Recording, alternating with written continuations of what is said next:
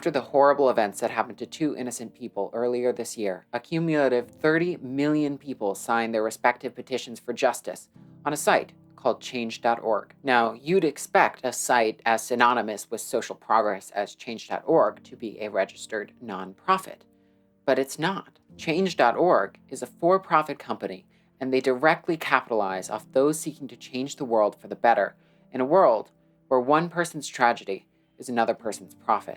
Now, this Change.org story is not new. News organizations have been keeping a watchful eye on the company since 2012, but I would like to take you back even earlier to 2007, when Change.org was in its infancy in a very different form than it is today. It was a tech startup raising money for charitable causes. At the time, the company only had 31,000 members and was raising only a couple $1,000s each month. And the company only claimed to take 1% of that. Its founder, a then 27-year-old Ben Rattray, excuse my pronunciation, was barely making ends meet. When asked by the Wall Street Journal how he was supporting himself, he said, "Right now my friends and family are supporting me. I plan on paying them back sometime in the foreseeable future. I spend money from my former consulting job on the site. I put all the money I had into this. It's my baby." As the years went on, Change.org evolved into the largest platform for online petitions. And by 2012, they already had 100 employees, and 10,000 new petitions were being created on the site every month. They were getting a name for themselves in the media as well, as many of their petitions caused changes in public policy and even resulted in corporations finally listening to their disgruntled customers. But as they came into the public conscience, reporters took notice of their status as a for-profit B corporation, which means they're under more scrutiny by the government than other corporations, in that they have to prove that they are a benefit to the public, and they must release a benefit report every year proving their worth. And I have a copy of that report right here. Unfortunately, they only have the 2018 one available, but no matter. It gives a vague outline of how much money is flowing into their for-profit company and where it might be going. In 2018, they made $24.3 million generated by their users and spent $32.7 million. The difference was covered by a couple of donations from very wealthy individuals the year prior. In staff costs alone, they spent $17.4 million, but they aren't paying everyone the same, I assume. I assume, and this is just my assumption, that some people, like the formerly struggling CEO, might be making significantly more than their other employees, but they don't exactly disclose how much Mr. Rattray is making. So I decided to do some very crude math. I don't know anything about corporate structure or math, so take this with a huge grain of salt. Okay, they have 300 employees today, and we'll assume that the company or site hasn't changed since 2018. Of the $17.4 million spent on staff costs,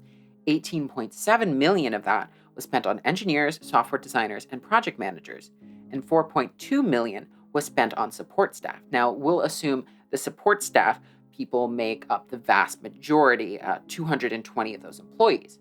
So that leaves us with $8.7 million to work with. Let's say there's 78 starving interns, software engineers, project managers, and designers, and their bosses, making an average pretty low salary of around $90,000. And I know that sounds low for a San Francisco-based tech company, but I'd imagine it's a lot of young people working very disposable entry-level jobs. So after you take all of that money and subtract it away, and assuming my calculations are right, and I did all the subtraction correctly, there's a theoretical $1.7 million to spare for the president and the CEO of the company. Not to mention the $4.5 million completely unaccounted for in their report. And assuming the president is paid less than the CEO per usual, Ben Rattray could be making 7 figures off of their little public benefit company. He could be a millionaire taking money directly from people's donations. Of course, that's some pretty sketchy math, but it's not out of the question, isn't it? But what are the moral implications of these numbers, considering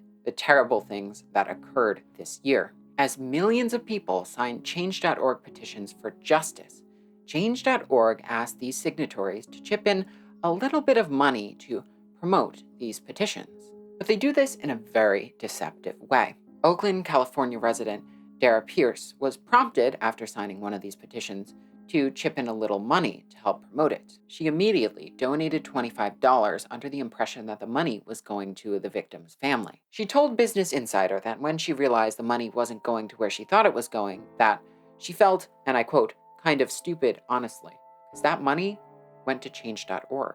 And when Business Insider asked change.org for a statement, they said they bought some billboards to help promote the petition.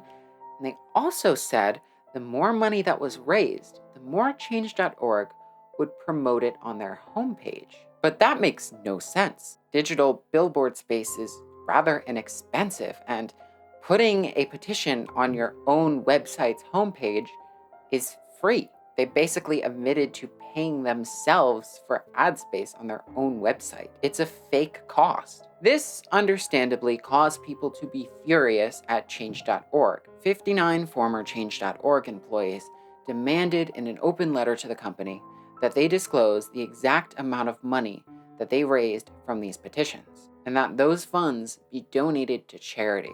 It was also revealed that not only does change.org pocket direct donations from its users, but it also sells the email addresses required to sign a change.org petition.